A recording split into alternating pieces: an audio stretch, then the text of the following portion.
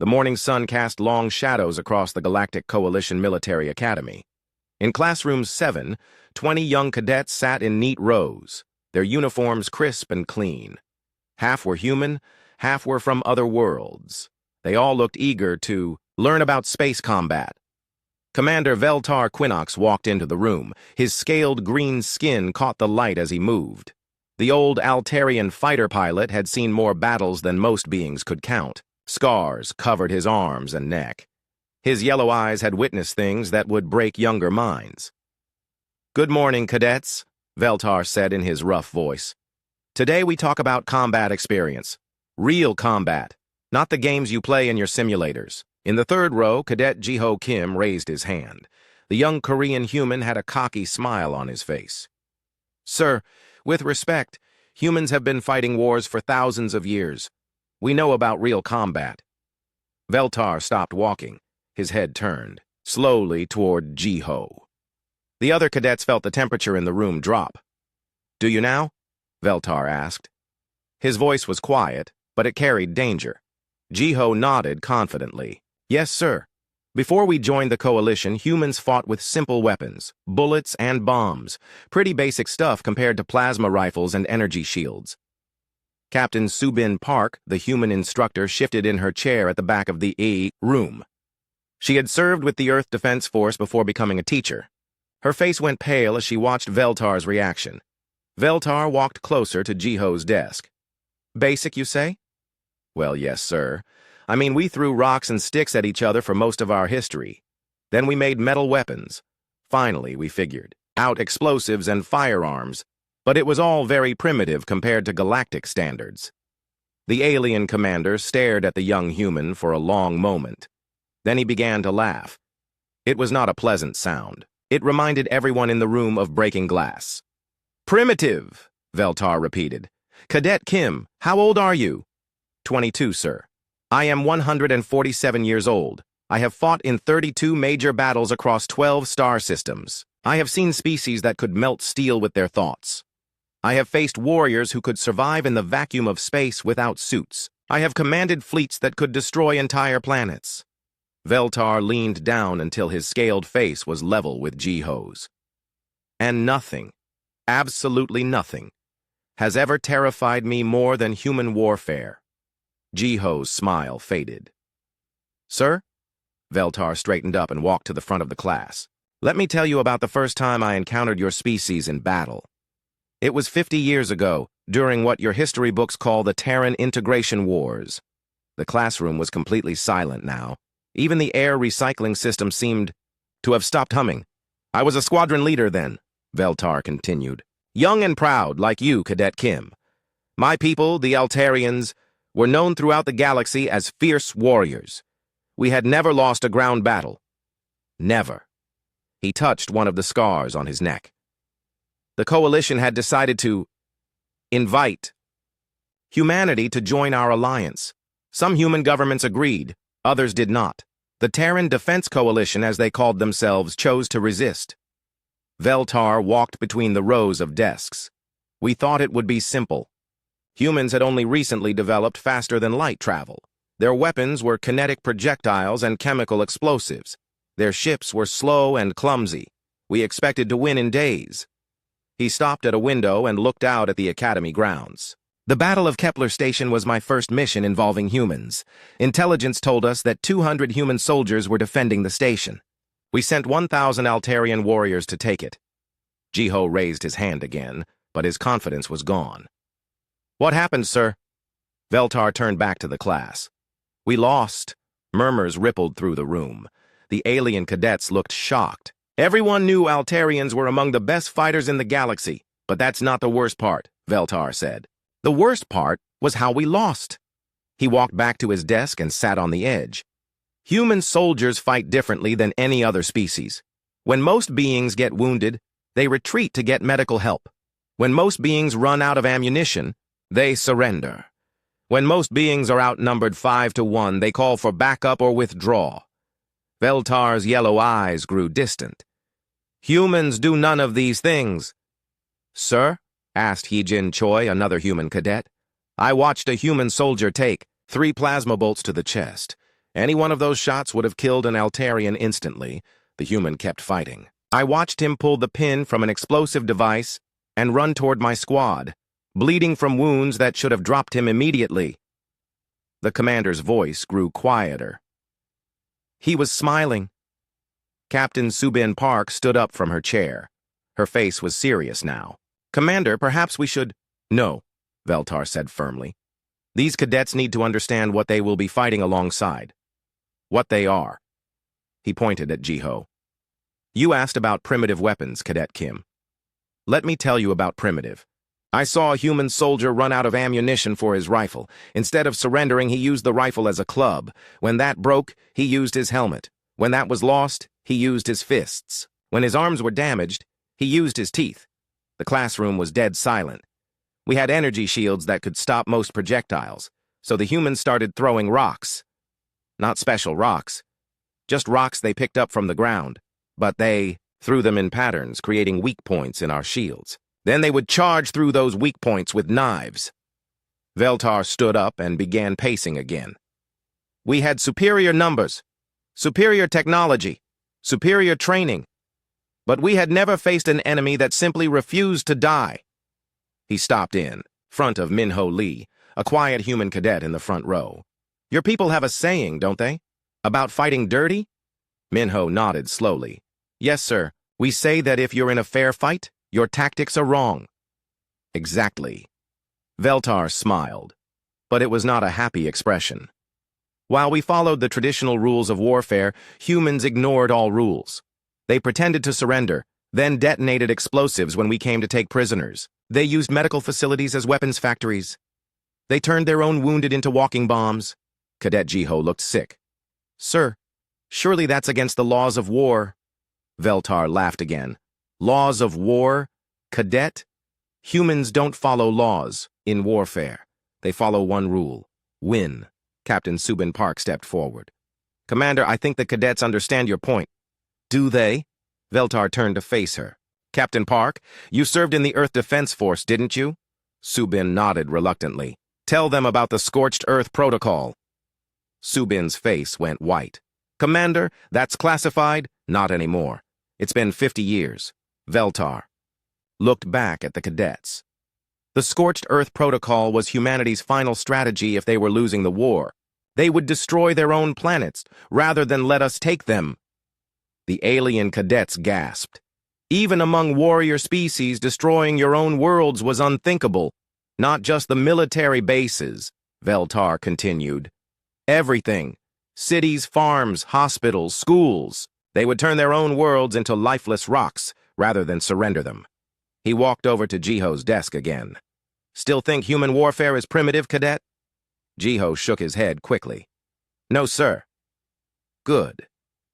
Veltar straightened his uniform. "Because tomorrow I'm going to tell you about the siege of Station Gamma 7. That's when I learned that humans don't just refuse to die. Sometimes they refuse to let death stop them from fighting." The bell rang, marking the end of class. The cadets gathered their things slowly, their faces troubled. As Jiho walked past Veltar's desk, the commander called out to him. "Cadet Kim." "Yes, sir?" "Your species calls it survival instinct. The rest of the galaxy calls it something else." "What's that, sir?" Veltar's yellow eyes fixed on the young human. "Terror." The next morning, the classroom felt different. Word had spread about Commander Veltar's first lesson. More cadets had shown up today, filling every seat and standing along the walls. News of the old Altarian stories had reached other classes. Veltar entered the room and saw the crowd. He nodded once, as if he had expected this. "Yesterday I told you about my first encounter with human forces," he began without introduction. "Today, I will tell you about the day I truly understood what your species is capable of." He walked to the front of the room and activated the wall display. A three-dimensional image appeared showing a small space station orbiting a barren planet. "Station. Gamma 7, Veltar said. "A supply depot on the edge of Terran space. Not important enough to be heavily defended, but valuable enough to fight for. When the hegemony forces attacked, there were only 400 humans stationed there." A young alien cadet raised her tentacled arm. "How many hegemony forces, sir?" 8,000. Veltar let that number hang in the air. The hegemony battle leader Krexhai commanded the assault.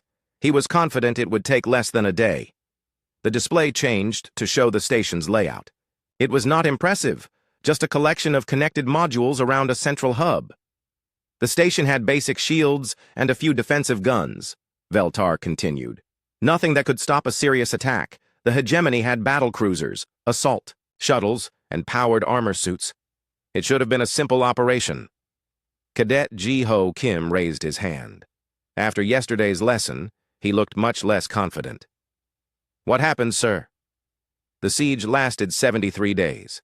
Shocked murmurs filled the room.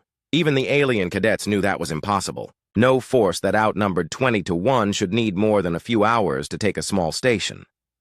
Veltar touched the display controls. The image zoomed in to show the station's docking bays. The human commander was Colonel Dongwoo Lee, a career soldier, 45 years old with 3 children back on Earth. According to our intelligence, he was a by-the-book officer. Nothing special.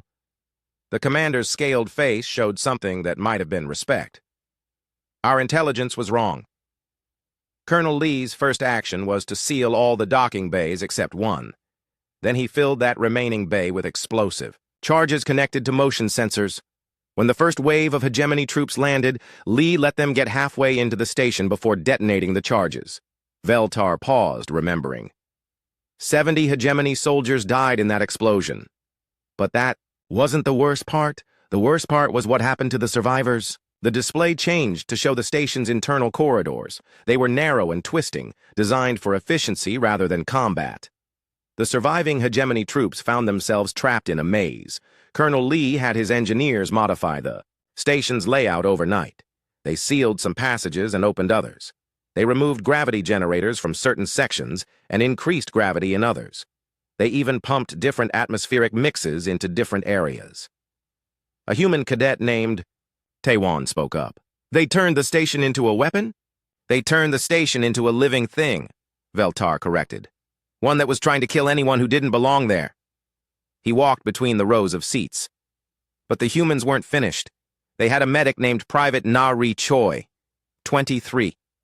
Years old, fresh out of training, she volunteered for the most dangerous job imaginable. What job was that, sir? Asked Min Seo, one of the human cadets. Veltar stopped walking. Bait! The room fell silent. Private Choi would position herself in areas where hegemony forces could see her. She would act wounded, calling for help in broken hegemony language. When enemy soldiers came to capture her, thinking they had found an easy prisoner, she would detonate the explosive vest hidden under her medical uniform. Several cadets looked sick. Captain Subin Park stood up from her chair at the back of the room. Commander, she said carefully, these are very young cadets. War is not concerned with age, Captain, Veltar replied. These cadets need to know what they may face, what they may have to become. He turned back to the class. Private Choi performed this operation 7 times. 7 times she pretended to be helpless while wearing enough explosives to destroy a small building. Each time she waited until the last possible second before triggering the detonation, ensuring maximum enemy casualties. How did she survive 7 explosions? Asked an alien cadet with blue skin. She didn't survive the 7th one, Veltar said quietly. She knew she wouldn't. But she also knew it would take out the hegemony's command squad. The silence in the room was complete now. Even the ventilation system seemed to be holding its breath. By the end of the first week, the hegemony had lost over 300 soldiers. Battle leader Krexhai decided to try a different approach. He would starve the humans out. Veltar activated the display again. This time it showed supply. Ships being destroyed around the station. Krexhai cut off all supply lines to the station. No food, no medical supplies, no ammunition. He thought the humans would surrender within days. The commander's yellow eyes gleamed. He was wrong. The humans began eating the station itself. They processed the emergency rations twice, extracting every possible nutrient. They grew mushrooms in the waste recycling systems. They caught and ate the station's pest insects. A human cadet named Kyung Min raised his hand. What about medical supplies? They made their own. Veltar smiled, but it was not a pleasant expression. The humans discovered that many of the station's cleaning chemicals could be converted into basic medicines. They used fabric from their uniforms to make bandages. They even performed surgery using tools stolen from the kitchen. He paused, then continued. And when they ran out of traditional ammunition, they made their own from spare parts. Nuts and bolts fired from modified tools. Sharpened pieces of metal launched from improvised weapons. They even learned to make explosives from the station's waste products. The display changed to show a timeline of the siege. Day after day, week after week, the human defenders held their position. By day 30, the hegemony forces were getting frustrated. They had lost over 1,000 soldiers to a force that should have been defeated in hours. Krexhai ordered his troops to use heavier weapons. Veltar touched a control, and the display showed parts of the station being destroyed by energy cannons. The humans lost life support in several sections. Instead of abandoning those areas, they put on makeshift spacesuits and continued fighting. When those suits failed, they held their breath and fought until they passed out. Then other humans would drag them to safety, and they would return to fighting. An alien cadet with purple fur raised her hand. Surely they asked for help from other human forces. They did. Veltar nodded. Once. On day 15, Colonel Lee sent a message to Earth Command. It said, "Request immediate assistance. Station under siege. Running low on explosives. Please send more enemies." Several cadets laughed nervously. They weren't sure if it was funny or terrifying. Earth Command sent a relief force, Veltar continued. It would take them 60 days to reach the station. Colonel Lee sent back one word: acknowledged. The commander walked to the window and looked out at the peaceful academy grounds. I was part of that relief force. We were a joint coalition fleet, Altarians, Centaurians, and even some friendly hegemony worlds that opposed the invasion. We expected to arrive and find wreckage. He turned back to the class. Instead, we found Station Gamma 7 still operational, still defended, still broadcasting human music on all frequencies. "What happened when you arrived?" asked Jiho. "We hailed the station." Colonel Lee himself answered. He sounded tired but cheerful. He said, "Hello, friends. Welcome to Gamma 7. Please maintain a safe distance while we finish cleaning up." Veltar activated the display one more time. It showed the final battle from the relief fleet's perspective. We watched the remaining hegemony forces, about 2,000 soldiers, launch their final assault on the station. They were desperate to capture it before our fleet could intervene. The image showed assault shuttles racing toward the station's docking bays. Colonel Lee opened all the docking bays and let them land. Every single enemy soldier made it aboard the station without resistance. We thought the humans had finally been overwhelmed. Veltar paused, his expression becoming distant. Then the station exploded. Gasps filled the room. "Not the whole station," Veltar clarified. "Just the sections where the hegemony troops had landed." The humans had spent the previous weeks turning those areas into one enormous trap. Explosive charges, poison gas, gravity wells, even sections that opened directly to space. He looked directly at Jiho. 2,000 enemy soldiers died in 30 seconds. Every single human defender survived. "How?" whispered a cadet. "They had retreated to the central hub and sealed it off. When the explosions started, they were safely behind blast doors 3 feet thick." Veltar walked back to his desk. When we boarded the station to offer assistance, Colonel Lee met us at the airlock. He was wearing a torn uniform and had bandages on both arms. He shook my hand and said, "Thank you for coming. Sorry about the mess. We'll have this cleaned up in a few hours." The commander sat on the edge of his desk. The mess he was referring to was the complete destruction of the most powerful hegemony fleet in that sector. The third day brought even more cadets to Commander Veltar's classroom. Word had spread beyond the academy. Some instructors from other schools had arrived. Even a few off-duty coalition officers sat in the back, their faces serious. Veltar entered and saw the crowd. His scaled head nodded once in acknowledgement. "I see my reputation precedes me," he said dryly. "Very well, today I will tell you about the day I watched an entire human fleet commit suicide. And win." He activated the wall display. A star map appeared, showing a region of space filled with swirling purple clouds. "The Broken Chain Nebula," Veltar announced. a place where sensor readings become confused and ship navigation becomes difficult. Both sides avoided fighting there because the conditions were too dangerous. The map zoomed in to show two fleet formations approaching the nebula from different directions. Admiral Young-Soo Han commanded a human fleet of 20 ships, old ships mostly, converted cargo vessels with weapons bolted onto their hulls. Nothing impressive. Veltar touched the controls and the display showed a much larger fleet formation. The hegemony sent 400 ships to destroy Han's fleet. New ships with the best weapons and shields. I was attached to that fleet as an observer, representing the coalition. A tentacled cadet in the front row raised an appendage. 20 ships against 400? Why didn't the humans retreat? Because, Veltar said slowly, Admiral Han had been ordered to hold that position for 72 hours. A vital supply convoy was passing through the next system, and the hegemony could not be allowed to reach it. The commander walked between the rows of seats. Admiral Han was 62 years old, a career naval officer who had never lost a battle. He had also never faced odds like this. What did he do? Asked Ji-Ho Kim, the young human cadet who was learning to fear his own species. He called a fleet meeting over open communications. Every captain, every department head, every senior officer. I was monitoring human frequencies, so I heard the entire conversation. Veltar stopped walking and faced the class. Admiral Han said, "Ladies and gentlemen, we have been asked to hold this position for 72 hours against overwhelming odds. I will not lie to you. We cannot win this battle using conventional tactics. In fact, we cannot win this battle at all." The silence in the room was complete. Then he said, "However, we can make sure the enemy doesn't win either.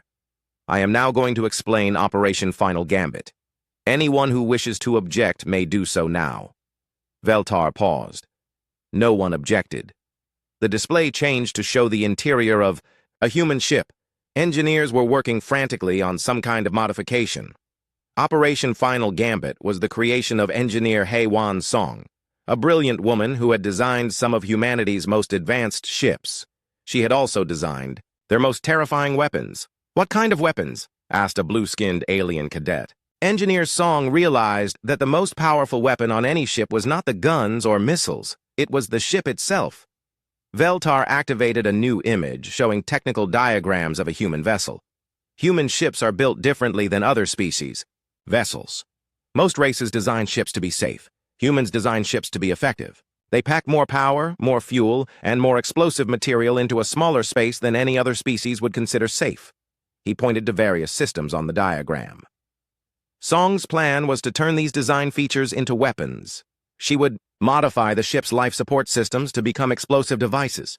She would convert the gravity generators into localized singularity bombs. She would turn the fuel systems into massive incendiary charges. A human cadet named Hae-Won raised her hand. "Sir, wouldn't that kill everyone on the ships?" "Yes," Veltar said simply. That was the point. The room became very quiet. You see, Admiral Han had realized something that no other species had ever considered.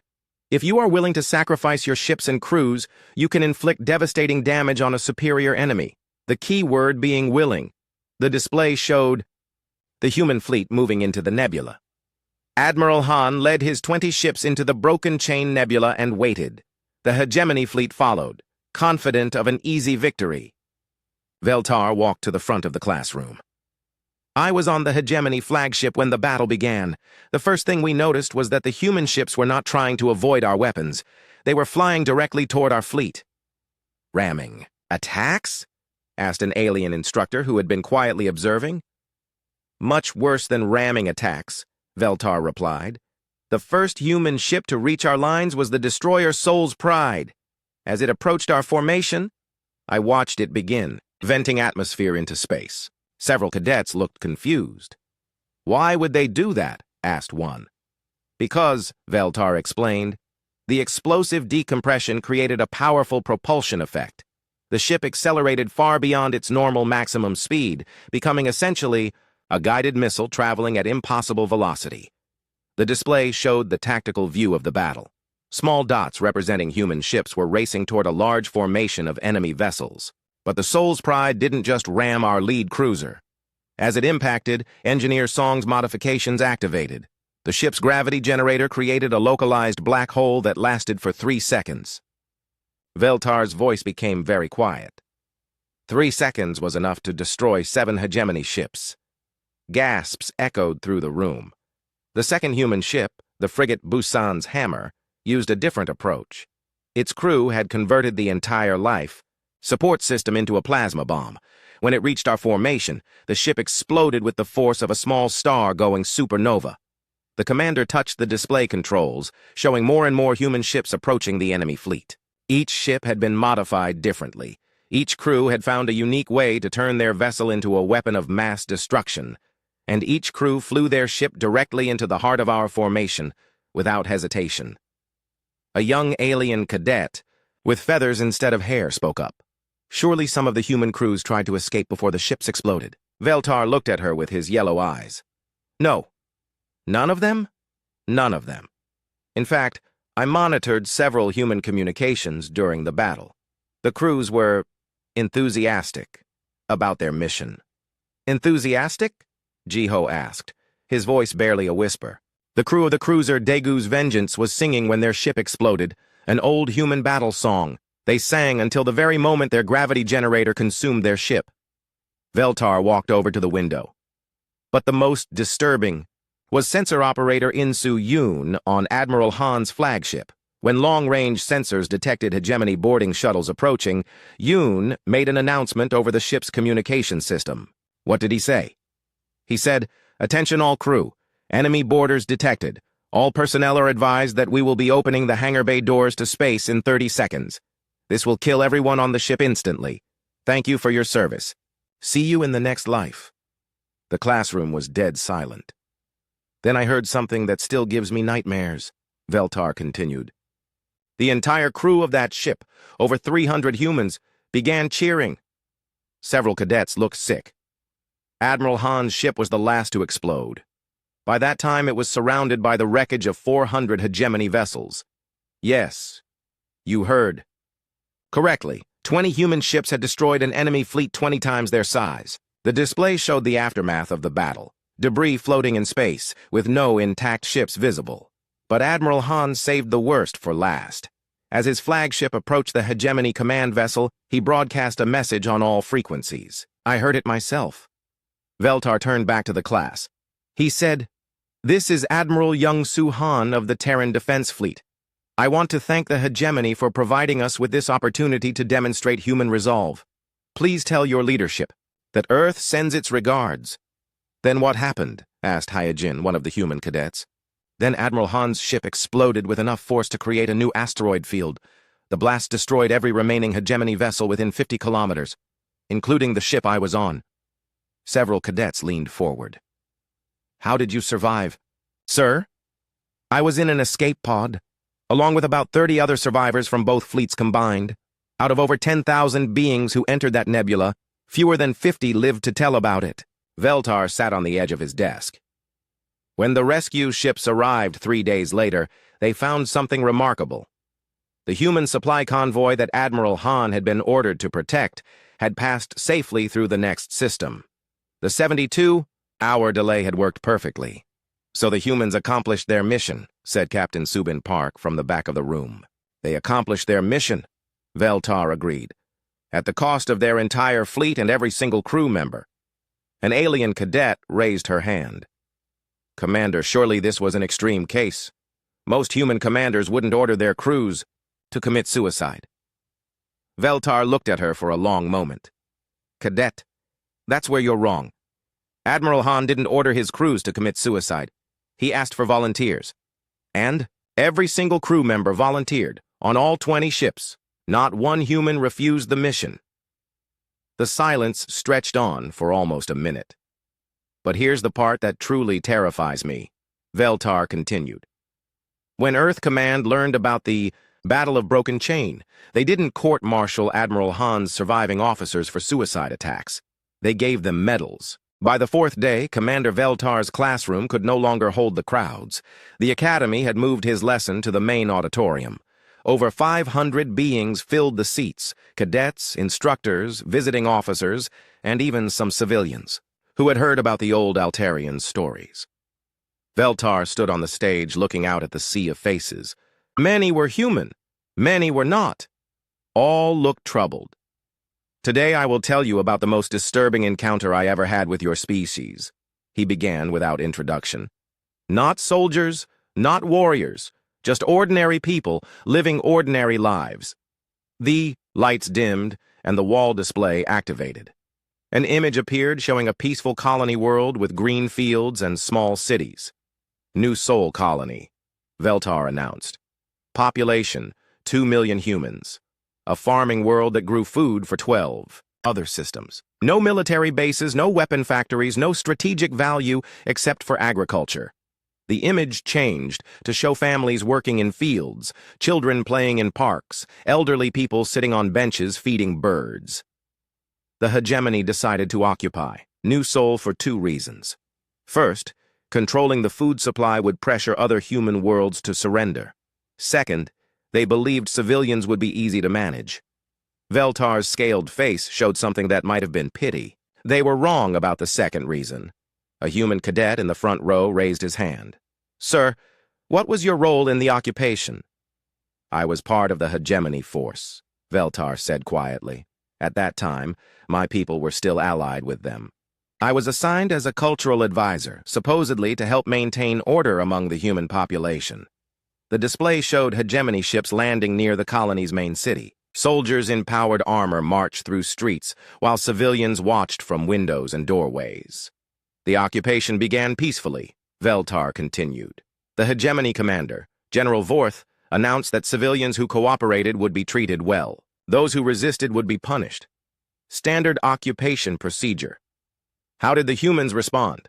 Asked an alien cadet with blue tentacles. For the first week, they seemed to accept the situation. People went to work. Children attended school. Daily life continued almost normally. General Vorth was pleased. He told me that humans were more reasonable than he had expected. Veltar paused, his yellow eyes growing distant. I tried to warn him. I had fought human soldiers before. I knew that appearances could be deceiving, but Vorth wouldn't listen. The display changed to show individual humans going about their daily routines. A woman in a white coat working in a hospital. A young man carrying books across a university campus. An elderly man tending a small garden behind his shop. Let me tell you about 3 ordinary people, Veltar said. Dr. Kyung-mi Shin, a pediatric surgeon at the Colony Hospital. Student Tae-hyun Bae, studying agricultural science at the local university. Elder Ho-jin Lim, who owned a small grocery store. What made them special? Asked Ji-ho Kim. Nothing, Veltar replied. That was the problem. They were completely ordinary humans living completely ordinary lives, until they weren't. The commander walked across the stage. The resistance began in the 2nd week. Small things at first. Equipment would malfunction. Supply deliveries would arrive late. Communications would experience mysterious interference. Sabotage? Asked Captain Subin. Park, we thought so. General Vorth increased security patrols and started searching civilians more thoroughly. He was convinced he would find the resistance fighters. Veltar stopped walking and faced the audience. He never found them, because there were no resistance fighters. There were only ordinary people who had decided that ordinary was no longer acceptable. The display showed Dr. Kyung-mi Shin working in her hospital laboratory late at night. Dr. Shin continued treating patients during the day, just as she always had. But at night, she began working on a special project in her basement laboratory. She was developing targeted biological weapons. Gasps echoed through the auditorium. Not the crude biological weapons that most species use in warfare. Dr. Shin was creating designer viruses that would only affect beings with specific genetic markers. Hegemony, genetic markers. An alien cadet with purple fur raised her hand. How could a pediatric surgeon know about biological weapons? She didn't, Veltar said simply. She learned. Dr. Shin spent her night studying molecular biology, genetic engineering, and biochemistry. She taught herself everything she needed to know by reading medical journals and research papers. The display changed to show Tae-hyun Bae in a university classroom, but the lesson was not about farming. Student Bae was supposed to be learning about crop rotation and soil management. Instead, he was teaching other students about explosives, surveillance, and guerrilla tactics. The university had become a training ground for saboteurs. Veltar touched the display controls. The image now showed a group of children, no more than 10 years old, sitting in what looked like a normal classroom. But the most disturbing discovery came in the third week. Tae-hyun wasn't just training university students, he was training children. The silence in the auditorium was complete. Children as young as 8 years old were being taught to identify hegemony equipment, memorize patrol schedules, and deliver packages without being noticed. Packages that contained explosive devices. A human instructor stood up from his seat. "Commander, surely you're exaggerating." "I wish I were," Veltar replied. "I was present when we discovered the children's network. A little girl, maybe 9 years old, approached one of our checkpoints. She was carrying a basket of flowers and asked if she could give them to the nice alien soldiers." He paused, his expression becoming haunted. Something about her behavior made me suspicious. I insisted that we scan the basket before accepting it. The flowers were wrapped around enough explosive material to destroy the entire checkpoint. Several beings in the audience looked sick. When we questioned the girl, she seemed confused about why we were upset. She said Tae-hyun had told her it was a game. She was supposed to deliver presents to the soldiers and then run away quickly. Veltar activated a new image showing the inside of a small grocery store. Elder Ho-jin Lim was visible behind the counter, serving customers with a gentle smile. Elder Lim appeared to be the most harmless human on the entire colony. 73 years old, soft-spoken, always helpful to our soldiers when they shopped at his store. He even gave them discounts on local food. "Let me guess," said an alien cadet. "He was poisoning the food?" "No," Veltar said. "That would have been simple. Elder Lim was doing something much more sophisticated." The display zoomed in to show Lim's hands as he handled various items in his store. Elder Lim was conducting surveillance. Every hegemony. Soldier who entered his store was photographed with hidden cameras. Every conversation was recorded. Every piece of equipment was analyzed. Within 3 weeks, Elder Lim had created complete intelligence files on our entire occupation force. Veltar walked to the center of the stage. But Elder Lim was also doing something else. Something I discovered quite by accident. "What?" asked Ji-ho, though he looked like he didn't want to know the answer. "He was killing our soldiers, one at a time, silently, with techniques so advanced that we never suspected murder." The auditorium erupted in shocked murmurs. You see, Elder Lim had not always been a shopkeeper. Before the colony was established, he had served in the Earth Special Forces for 30 years. He was an expert in covert assassination. Veltar activated a timeline on the display. In the 4th week of occupation, hegemony soldiers began experiencing medical problems. Heart attacks, seizures, mysterious allergic reactions. Our medical staff treated these as natural health issues. "They weren't natural?" asked a tentacled cadet. Elder Lim was using pressure point techniques that caused delayed cardiac arrest. He was introducing microscopic toxins that triggered fatal allergic reactions hours after exposure. He was even using hypnotic suggestion to cause psychological breakdowns. The commander's voice became very quiet.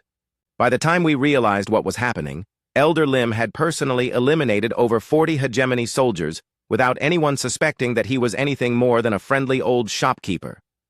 "How did you discover the truth?" asked Captain Park. "By accident. I was reviewing security footage and noticed that every soldier who had died had visited Lim's store within 72 hours of their death. When we arrested him, he didn't deny anything." Veltar paused, remembering. Elder Lim just smiled and said, "I was wondering when you would figure it out. You're not very observant, are you?" The display changed to show the colony's main square. Hundreds of civilians were gathered there, but something was wrong with the scene. The breaking point came in the 5th week. General Vorth had become frustrated with the continuing resistance. He decided to make an example. He would execute 10 random civilians unless the sabotage stopped. "What happened?" asked a human cadet named Sung-min. The civilians volunteered. Volunteered for what? To be executed. All of them. Over 2 million people lined up in the main square and demanded to be shot. The auditorium was completely silent. But they weren't just volunteering to die, Veltar continued. Each civilian was carrying concealed weapons. As they approached the execution site, they planned to attack our soldiers. Every man, woman, and child on that colony had transformed into a potential suicide bomb. The fifth day brought the largest crowd yet. The main auditorium couldn't hold everyone who wanted to hear Commander Veltar's final story. The Academy had opened a second hall with live video feeds. News networks from across the galaxy were broadcasting the session. Even high-ranking coalition officials had arrived to listen. Veltar walked onto the stage and saw the massive crowd. Representatives from dozens of species filled every seat. In the front row sat Admiral Sang-Ho Jion, the current commander of the human fleet. His presence had not been announced. "I see we have distinguished guests today," Veltar said, nodding toward the Admiral. "Perhaps that is fitting. My final story is about why humanity was invited to join the Galactic Coalition." The lights dimmed, and the wall display activated. Instead of showing a battle or a colony, it displayed the Coalition Council chambers on the capital world. 50 years ago, I stood in those chambers as a witness, Veltar began. The Coalition leadership was debating what to do about humanity. The Terran integration wars had just ended. Earth's government had agreed to join our alliance. The display showed various alien species seated around a massive circular table. But many Coalition members were afraid. They had seen what humans could do in warfare. They wondered if inviting such a dangerous species to join our peaceful alliance was wise. A young alien cadet raised her tentacled arm. "What were they afraid of, sir?" "They were afraid that humans would turn the Coalition into a military dictatorship. They were afraid that humans would start wars with other species. They were afraid that humans would destroy the peace we had worked for centuries to build." Veltar walked across the stage. "But I told them they were worried about the wrong thing." "What should they have been worried about?" asked Ji-Ho Kim. "They should have been worried about what would happen if they said no." The silence in the auditorium was complete. You see, the Coalition leadership was thinking like civilized beings. They assumed that if they rejected humanity's application for membership, humans would simply continue living on their own worlds and leave the rest of the galaxy alone. Veltar's yellow eyes swept across the crowd. "I had fought humans for 3 years. I knew better." The display changed to show star charts marking human colony worlds scattered across space. I stood before the Coalition Council and told them, "Honored representatives, you have 2 choices. You can invite humanity to join our alliance as equal partners, or you can spend the rest of eternity fighting them." A human instructor raised his hand. "Surely that was an exaggeration, Commander." "Was it?" Veltar asked. "Let me tell you what I observed during the integration wars." The display showed images of human colonies under attack by hegemony forces. When the hegemony attacked human worlds, I expected the survivors to surrender or evacuate to safer systems. Instead, they did something unprecedented. They adapted. "Adapted how?" asked a cadet with blue skin. "Every human colony that was attacked developed new defensive technologies within weeks. Colonies that had never seen warfare before became fortress worlds almost overnight. Farmers became engineers. Teachers became tacticians. Children became scouts and messengers." Veltar touched the display controls, showing more and more human worlds lighting up across the star map. But more importantly, the human colonies began sharing information. Every defensive innovation, every successful tactic, every lesson learned was immediately transmitted to every other human world. The commander paused, letting the implications sink in. Within 6 months, attacking any human colony had become nearly impossible. The hegemony found themselves fighting not just individual worlds, but an entire species that learned from every battle and improved with every defeat. Admiral Sang-Ho Jion spoke from the front row. "Commander, I think you may be giving us too much credit." Veltar looked down at the Admiral. "Am I, sir? Tell me, what was the human population when Earth joined the Coalition?" "About 12 billion people on Earth and the early colonies," Jion replied. "And what is it now?" The Admiral's expression became thoughtful. "Approximately 800 billion across 2,000 worlds. In 50 years, Veltar said to the audience, humanity has expanded from one star system to half the galaxy. They have colonized worlds that other species considered uninhabitable. They have built cities in asteroid belts, underwater colonies, and even space habitats that orbit black holes.